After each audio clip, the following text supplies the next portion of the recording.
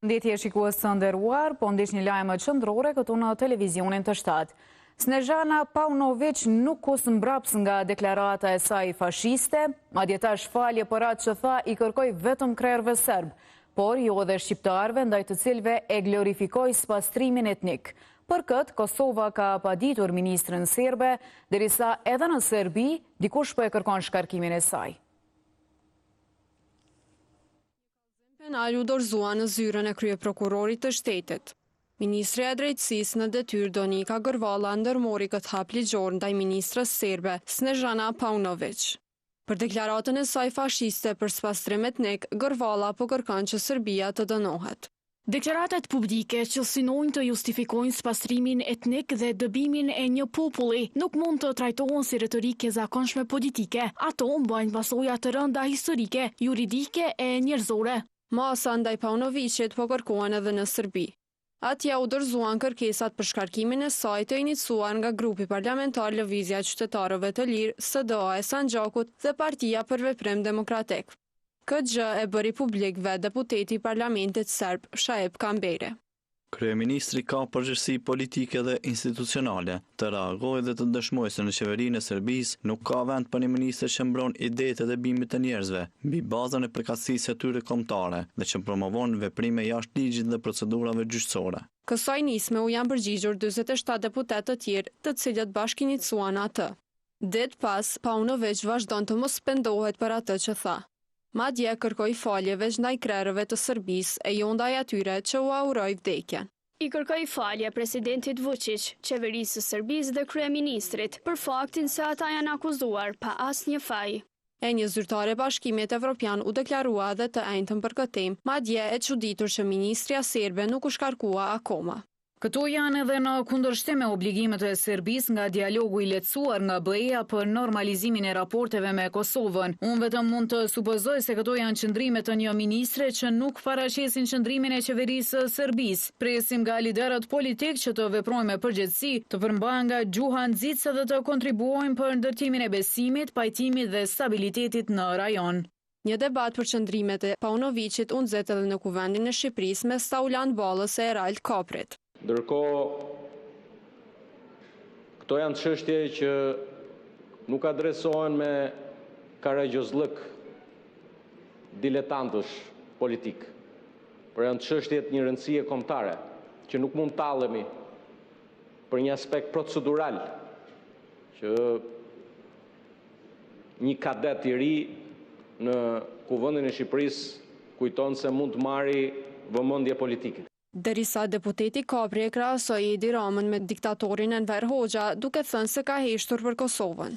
Ku e gjen guximin ish ministrja serbe, që edhe pas 25 vitesh të fyej rënd shqiptarët e Kosovës mos jofin genocidin atje, sepse e din që ka një aleat në Tiranë që hesht. Kjo është. Kërkojnë ta mbushin mendjen tani edhe me porralla kombëtare. Përveç Shqipërisë, edhe Ministria e Punëve të Jashtme e Britanisë së Madhe i ka dënuar ashpër deklaratat e ministrës serbe Snežana Paunović për spastrimin etnik në Kosovë e i ka cilësuar si të neveritshme.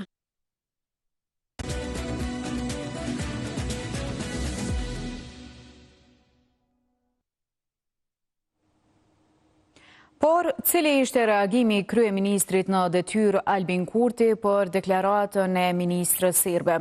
Për këtë është pyetur në emisionin Frontal këshilltari në qeverinë Kurti Ragmi Mustafi. Ndjekim një pjesë të përgjigjes së tij. Ka kontaktuar Albin Kurti mas kësaj që ndodhi? Sigurisht.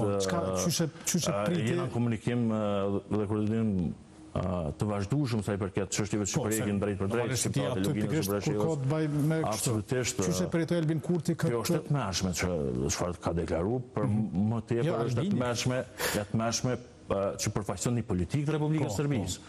Pra, në këtë sens sigurisht që po, nuk jena kont habitun se unë tash për qellë në vazhdimsi gjithë ata që merren me çështjen edhe të Kosovës, po edhe shqiptarëve në luginën e Breshevës, e që bëjnë si Milovan Drecuni, si Aleksandr Vullinin, me cilët jam ende në gjykatën kushtetuese të Serbisë për gjuhë rrejtjes, që nga qujt shqiptari. Në vitin 2019 me 25 gusht, përkatësisht me 29 gusht, e kam publikuar kur kom pa ditë, Aleksandr Vullinin si ministri i mbrojtjes, më pas po ministri i punëve. Tash është drejtori i një organizate për ndërlidhje Rusi dhe Serbi. Dhe është kryetari asaj lëvizjes socialiste në Serbi, po që është një akter politik ende aktiv. Nësi shohim deklaratet e Milovan Drecun, që është deputet dhe kryetari i Komisionit për mbrojtje, madje edhe antari komisionet edhe për Kosovë janë të tmeshme gjithashtu. Reagimi ajo që më shqetëson her pas here është edhe reagimet nga Shqipëria që nuk vinë, që mungojnë në nivel më të lartë. Më kujtohet që kryeministri Edi Rama një herë pa komentu vetëm që pa thonë Vullinin në raport me marrëveshjen që pa të mbë për mbrojtje mes Kosovës, Shqipërisë dhe Kroacisë, po megjithatë duket pak i vakt dhe konsideroj që ende mirë nuk janë duke kuptu politikën e Serbisë, e cila nuk është reformu dhe është po ajo e viteve të 90-ta në Derisa një vendim skandaloz mori edhe një institucion i drejtësisë në Kosovë. Gjykata Supreme ka ndryshuar vendimin për dënimin ndaj të pandehurit Edmond Lajçi, duke ia zëvendësuar dënimin me burgim të përjetshëm me 30 vjet burgim, ndërsa në pjesët e tjera ka lënë në fuqi aktgjykimet e gjykatës themelore në Pej dhe të gjykatës së apelit. Sipas njoftimit të gjykatës Supreme, ankesa mbrojtësit të pandehurit është aprovuar pjesërisht vetëm sa i përket llojit të dënimit. Gjykata ka rikujtuar se burgimi i përjetshëm mund të shqiptohet vetëm në raste të jashtëzakonshme, kur ekzistojnë rrethana veçanërisht rënduese që dallojnë qartë rastin nga rastet e zakonshme të së njëjtës vepër penale. Pas kësaj ka reaguar vllai i Gjulietës, Shpatu Kella, i cili mes tjerash ka thënë se nga ky moment heqim dorë nga drejtësia, pa dashur të komentojë më gjatë për vendimin, ndërsa avokatja e familjes Sukella ka paralajmëruar se do t'i drejtohet gjykatës kushtetuese për këtë vendim.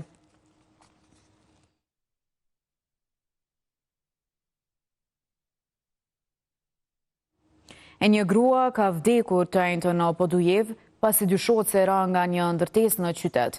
Pas njoftimit për rastin në vendin e ngjarjes, kanë dalë njësitë e policisë së Kosovës dhe ekipet emergjente, të cilat kanë tentuar të japin ndihmën e parë viktimës. Megjithatë, si pasojë e lëndimeve të rënda të marra nga rënja, gruaja nuk ka arritur të mbijetojë. Policia ka rrethuar zonën dhe ka nisur hetimet për të sqaruar rrethanat në të cilat ka ndodhur ngjarja. Në vendin e incidentit janë mbledhur prova materiale dhe janë intervistuar dëshmitar të mundshëm, ndërsa për rastin është njoftuar edhe prokurori kujdesar.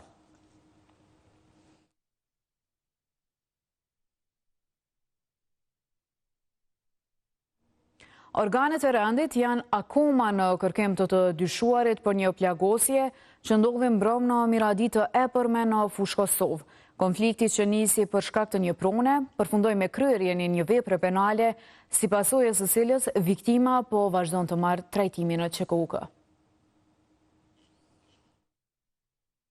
Një mosmarrëveshje familjare mbrëmjen e së mërkurës rezultoi në përdërim të armëve. Në fshatin Miradi e epërme të fushë Kosovës, dyshohet se nipje qëlloi me armë xhaxhain pas një debati për një pronë. Viktima i pikë B pësoi lëndime në këmbë dhe u dërgua në QKUK për trajtim të mëtejmë dhe ndodhet jashtë rrezikut për jetë. Derisa F.G, që shkrepi armën, ndodhet në Arati.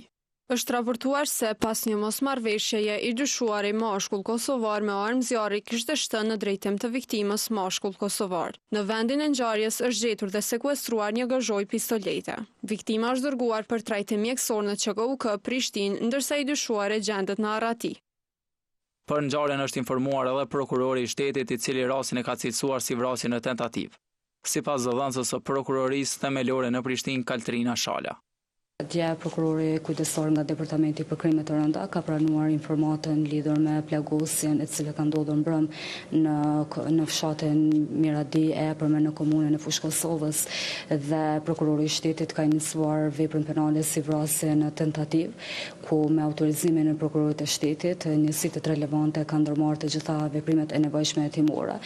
Ajo gjithashtu njoftoi se janë intervistuar të gjitha palët, por për momentin nuk ka persona të arrestuar. Personat të arrestuar ende domethënë nuk kanë rezultuar, mirë po janë intervistuar të gjithë personat edhe nga ana e palës së të pandirë dhe nga ana e palës së të dëmtuar. Personi i lënduar është duke marrë trajtimin e nevojshëm mjekësor në qendrën klinike universitare të Kosovës dhe po ashtu gjendet jashtë rrezikut për jetë. Ndërkat nga qendra klinike universitare e Kosovës bën të ditur se pacienti është trajtuar për plagë në regionin femoral dhe më pas është dërguar për trajtim të mëtejmë në klinikën e ortopedisë në QKUK. Këto ditë janë shtuar rastet e helmimit nga ushqimi. Madje për këtë rreth 150 persona kërkuan ndihmë mjekësore vetëm në Han të Elezit që nga dita e hënë. Për këtë arsye po kërkohet kujdes për ato që konsumohet, veçmas gjatë ditëve kur temperaturat janë të larta. Fillimisht ndihmë mjekësore kërkuan 80 qytetarë. Mirë po që nga e hëna, ky numër ka shkuar në 135 në QKMF-n e Hanit të Elezit. Fluksi në këtë institucion ende nuk është shuar pas dyshimeve për helmim nga ushqimi i shpejt. Tashmë pronari i njërit nga restorantët është intervistuar nga policia e Kosovës, derisa hetimet po vazhdojnë, gjendja e disa pacientëve mbetet e rëndë. Pacientët cilët kanë qenë më kritik, po, dhe normalisht janë referuar si raste në qendrën rajonale në Ferizaj dhe në QKUK, po fatmirësisht jemi në kontakt edhe me pacientit tillë, gjendja e tyre është e mirë. Edhe në klinikën e infektivës, pati numër të lartë të pacientëve që morën trajtim për 2 raste të helmimit. Kujdesi në ushqim, po kërkohet të jetë maksimal në këto ditë të nxehta. Në temperaturë të lartë bakteriet kanë mundësi që të zhvillohen më shumë, kështu që duhet një kujdes i shtuar, sidomos kur ushqehemi në kushte jo higjienike, sidomos kur ndodh që dalim në vende ku ushqimi nuk është shumë i sigurt. Ismaili nga qendra kryesore e mjekësisë familjare të kryeqytetit tregon si trajtohen këto raste. Që neve që këshillojmë që të keni dietë të caktuar, të pinë sasi të mjaftueshme të lëngjeve, çaj, ujë, supë, ushqime të lehta, ushqime të shëndetshme. Nuk ka nevojë të komplikohet shumë kjo situatë. I japim raste atë që quhet ORS, një lëng për rehidrim, edhe japim probiotik, llojeve të ndryshme. Agjencia e Ushqimit dhe Veterinarisë ka njoftuar sipas rasteve të raportuara për dyshime të helmimit të qytetarëve në Prishtinë dhe Han të Elezit, kanë ndërmarrë kontrolle zyrtare emergjente. E Ministria e Shëndetësisë ka konfirmuar se në mostrat e marra nga pacientët që dyshohet se u helmuan pas konsumimit të ushqimit në Saç Pica, është identifikuar bakteri Salmonella, ndërsa në mostratet e marra më pas nga ambientet e restoranteve nuk është gjetur prania e këtij bakteri. Në mostrat e pacientëve është konfirmuar bakteria Salmonella.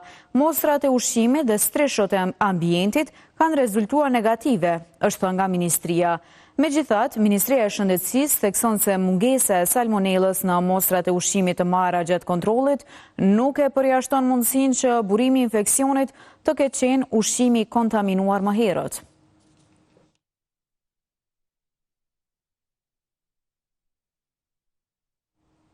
Ndrojmë temën, nënshkrimet u dorëzuan për mbajtjen e kuvendit të jashtëzakonshëm të LDK-s, por se kur do të organizohet saktësisht ngjarja nuk dihet.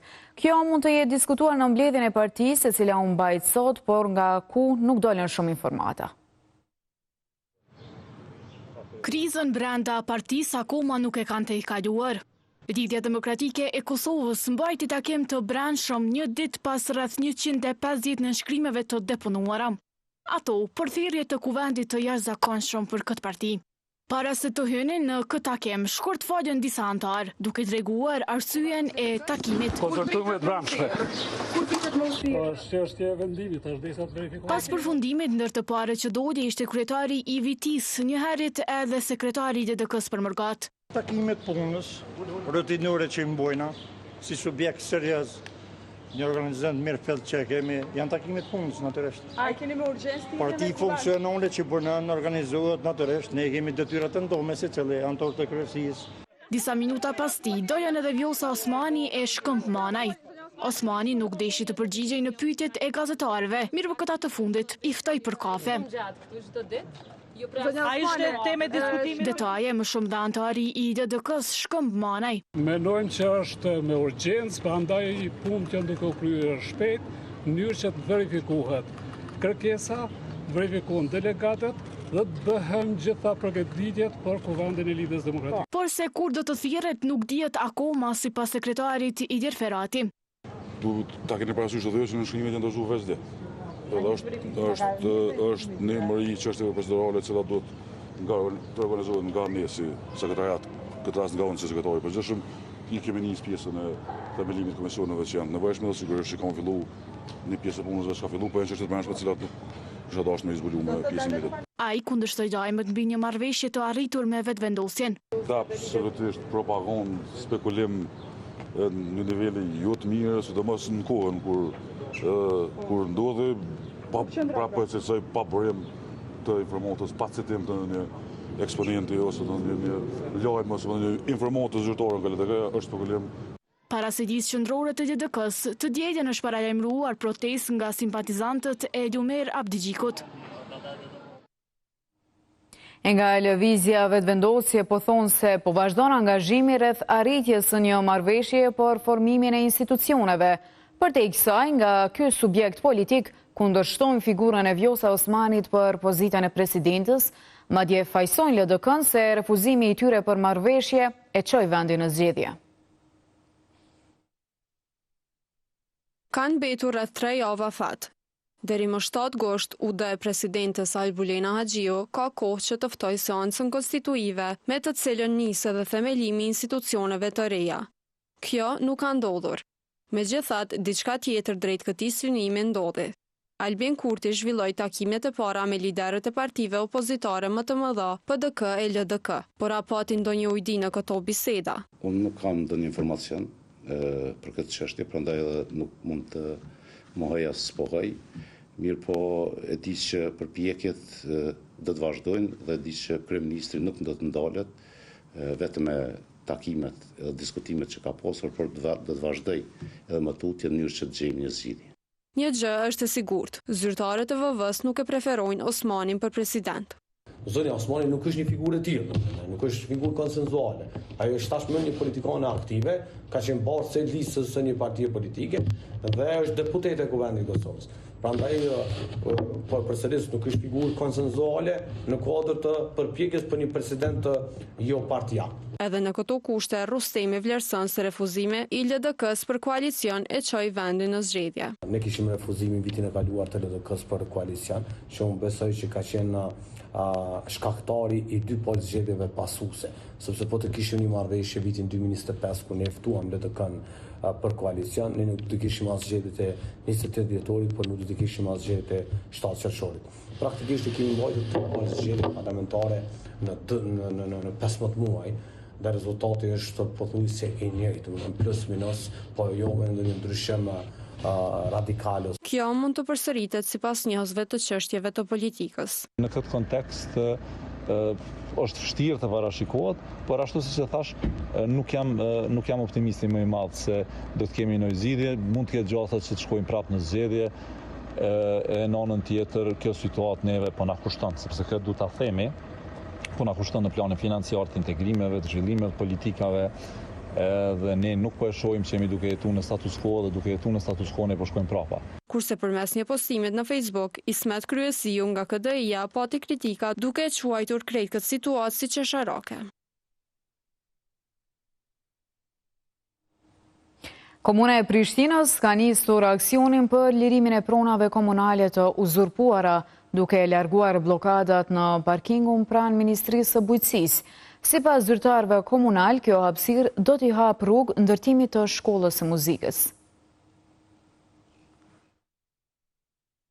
Fillimisht u bllokua rruga me Shirita, më pas me mjete pune nisi largimi bllokadave. Komuna e Prishtinës të nisi një aksion për lirimin e pronës komunale. Më saktësisht bëhet fjalë për parkingun pranë objektit të Ministrisë së Bujqësisë. Ishte drejtoria e pronës në komunën e Prishtinës në bashkëpunim me drejtoritë e inspeksionit dhe policinë e Kosovës që zbatoi vendimin për lirimin e kësaj hapësire publike. Sot komuna e Prishtinës, drejtoria e pronës bashkëpunim me drejtorinë e inspeksionit është duke zbatu vendimin për lirimin e pronës komunale, drejtësisë së hapësirës publike, e cila ka qenë shfrytzuar prej personave të caktuar në formë jo legjitime, jo legale. Drejtori Mehmetaj tregoi se pjesa më e madhe e parcelës është pronë komunale, ndërsa një pjesë tjetër i takon ATK-s. Po gjithë hapësira që po rrethohet tash në varfërme është hapësirë pronë komunale, është një pjesë është pronë e AKP-s me cilën edhe ne kemi bo shkresat për shpërndësim, edhe besoj që shumë shpejt të zgjidhemi edhe atë çështje. Po ashtu konfirmoi se aksionet të tilla do të vazhdojnë edhe në pjesë të tjera të kryeqytetit. Se ky aksion do të vazhdojë në kryeqytet, do të lirohen gjitha pronat që janë të shfrytzuar në mënyrë jo legale, jo legjitime. Unë i ftoj qytetarët që të bashkëpunojnë në këtë drejtim, sepse është interes i përgjithshëm që këto prona të kthehen qytetarëve dhe të zbatohen vendimet që shkojnë në interes të qytetarit. Deri më tani, aksioni ka kaluar pa pengesa.